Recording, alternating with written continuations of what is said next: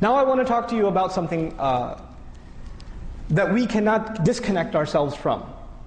You know, the struggle of Islam, of course, is a timeless struggle. But at the same time, we are living in 2010. And we are living in a context where the Muslims have gone through quite a bit of change in the last 100 years. The last 100, 150 years have been a very transformational time for the Ummah. We cannot separate ourselves from our history. How we think, how we understand Islam, where we are today, is a product of a lot of events that have taken place. And if we don't understand those events, and what got us here, then we're not going to be able to understand how to move forward. So very briefly, I'll just mention one thing. Islamic movements over the last 100 to 150 years. In 1924, the last remnant of what was an Islamic state falls. This is the Ottoman Empire, of course, right? The Ottomani state. It collapses in 1924.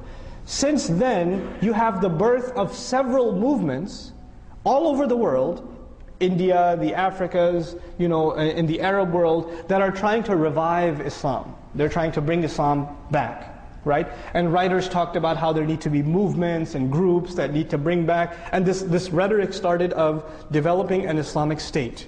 So pretty much every major movement in the last 100, 150 years talked about the revival of Khilafah, bringing Khilafah back, and quoting all the hadith that talk about the Khilafah, and looking at the seerah and saying, look, this is what the Messenger did, sallallahu alaihi wasallam, this is what we need to do. In other words, tying their struggle directly to the seerah of the Messenger sallallahu alaihi wasallam. Now, in one sense, that's very good, in the sense that we need to tie our struggle always to the struggle of the Messenger alaihi salatu wasalam. But in one sense, this is oversimplification. When we take lessons from the seerah, we cannot ignore the time, the place, and the changes that have taken place. So you cannot copy-paste lessons, you have to apply them very carefully. This requires a lot of detailed understanding of the time and place in which you live. And so I want to present to you something that actually one of my very dear teachers and colleagues, and to me actually an intellectual role model, who's a member of this community, Brother Bashir Ansari, wrote in Al Jazeera. He wrote an article in Al Jazeera, Al-Islamiyun bayna dawla wa la dawla. I thought it was fantastic, really. I studied it with him when I took it with me to Detroit, and I thought it was just absolutely stunning, this article. And I hope to actually get it translated and make it available to you guys. And the subject of the article was Islamists, meaning Islamic movements, caught between having a state and not having a state. Right? This idea of statehood. In other words, two things became equation. Establishment of deen equals establishment of a state. This idea was made common. If you want to establish the deen, you have to have a government. You have to have a state. I don't mean New Jersey, I mean like a government state, okay? As in statehood. So this idea is actually what he questions. And he says, what are the roots of this idea and what are the problems with this idea? First of all, most of the movements that called for a state have had no experience or idea or know-how how to run a state. What does it take to run a government? Sanitation, police, roadmaps, taxation, right?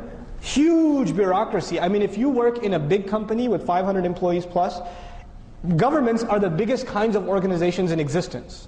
They're the most colossal organization with the most number of employees. It is a massive, massive bureaucracy. So you have a movement that says, we should have an Islamic state, we should have this and that and the other. But they don't have even close to the roadmap to what it takes to build a complex state.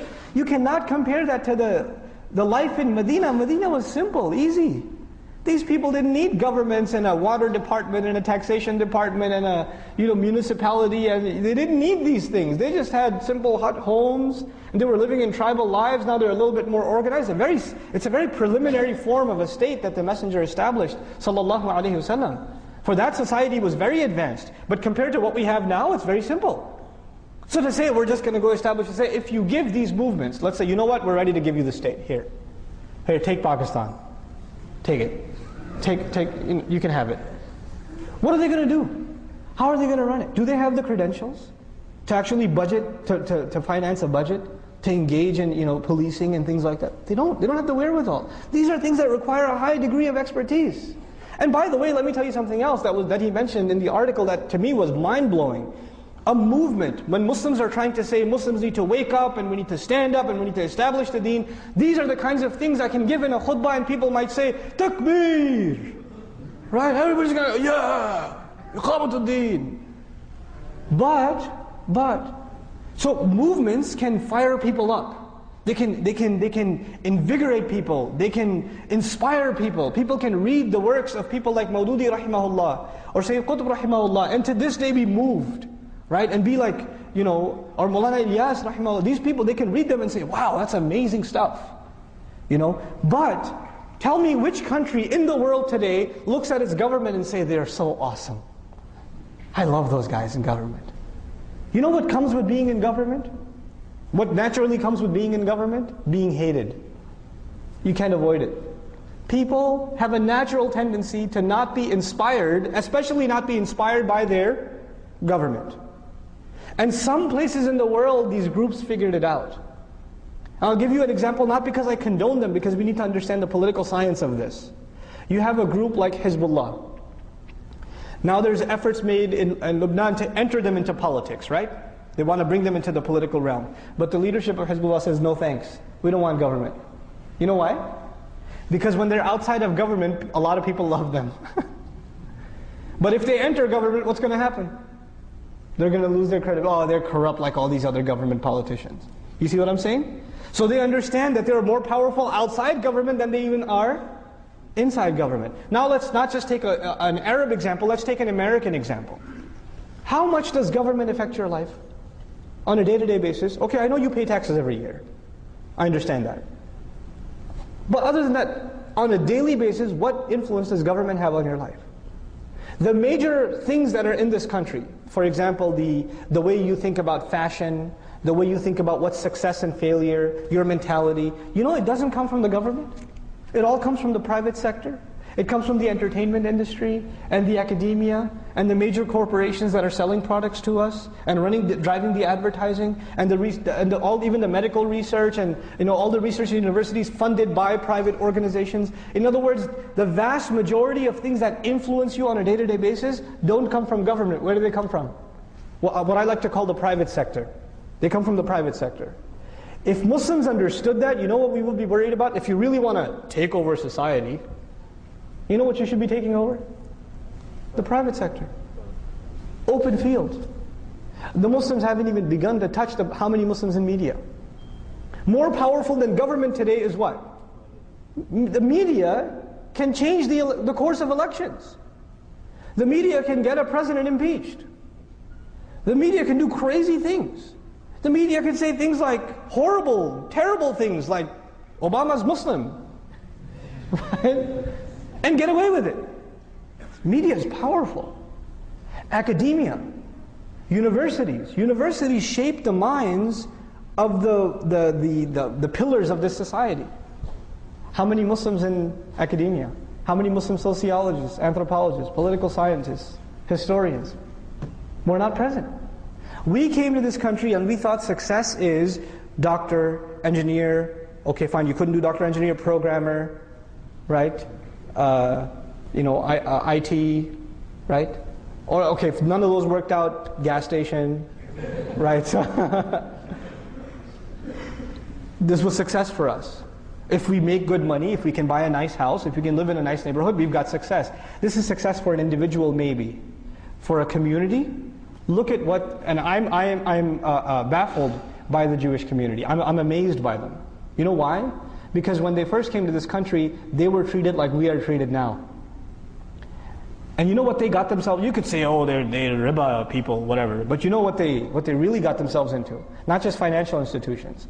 Entertainment, literature, academics, virtually any major university in the country, a significant proportion of the faculty is Jewish.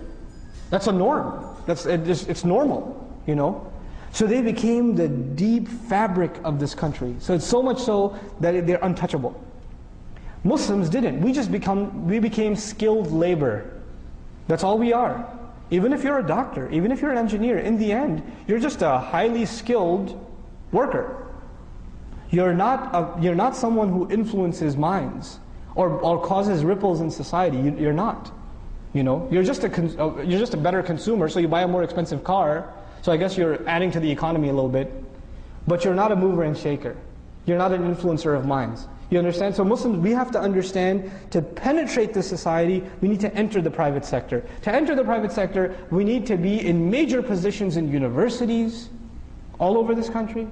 We need to be actually funding. You know, Islamic Studies program at the University of Chicago is funded by a Jewish group. What do you think that what kind of research they're going to produce? Which Islamic Studies program at the PhD level is being funded by Muslim organizations? There's one attempt being made in Detroit I think in Troy, Michigan. And they're asking for an endowment of a couple of million, and the Muslims are struggling to come up with those money. I appreciate their effort, actually. If you're not entering into this is the game. You got to enter the game. You know, the messenger challenges the poets. The poets of our time are the academics. You got to enter the game. You know, we're not even in it. We're bubbled by ourselves. So this is a very big thing that we need to enter. We need to have our Muslim youth that are creative go into media studies, go into film production. This is the language of this is the poetry of our time. You know, the thing that moved the masses in the time of the messenger was poetry. What moves us today is YouTube. Right? We need people that are actually qualified in film production, sociologists, not just psychologists, but even like historians, Muslim historians. We need them. We don't have them. These are things that become the fabric of a society.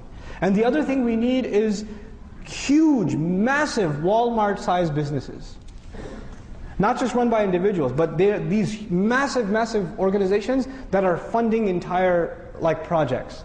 So for example, I'll give you a secular example, like the Bill and Melinda Gates Foundation from Microsoft, right? They give so many endowments to schools across the country and help out and things like that. Muslims need to have institutions like that. That don't just help Muslim institutions, they help America in general. They help America at large. Why should we do this? Because then we become a fabric of this society. They can't talk about us like they do now. They talk about us now as though we're like these wild dogs let loose in the society. Literally, that's how we're talked about in the media. We're not given human dignity when we're talked about. That's not where we stand. Why not? Because we isolated ourselves. We did that to